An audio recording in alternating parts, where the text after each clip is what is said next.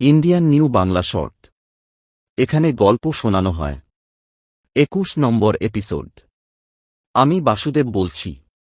গল্পের নাম অদ্ভুত খাটের গল্প। এক গ্রামে এক পুরনো বাড়ি ছিল। বাড়িটা বহুদিন ধরে খালি পড়েছিল। সবাই বলত সেখানে রাতে কারও থাকার সাহস নেই, কারণ শোনা যেত মধ্যরাতে ঘরের ভেতরে একটা খাট নিজে নিজে নড়ে উঠত, যেন কেউ বসে আছে। একবার এক সাহসী যুবক ঠিক করল সে এক রাত ওই বাড়িতে কাটাবে। রাতে প্রথমে সবকিছু ঠিকই ছিল, কিন্তু রাত ১২টার পর হঠাৎ খাটটা কোঁক কোঁক শব্দ করতে লাগল।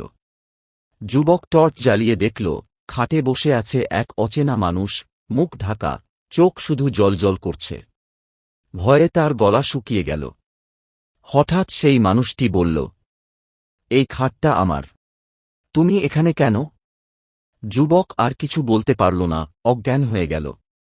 ভোরে যখন লোকজন বাড়িতে ঢুকল, দেখল খাটটা একেবারে আগের জায়গায়, কিন্তু যুবক ঘরের মেঝেতে পড়ে আছে, তার চুলের অর্ধেক সাদা হয়ে গেছে। আরও নতুন নতুন গল্প শুনতে চ্যানেল বা পেজটি ফলো করুন। গল্প শুনে ভালো লাগলে লাইক, কমেন্ট, শেয়ার করবেন।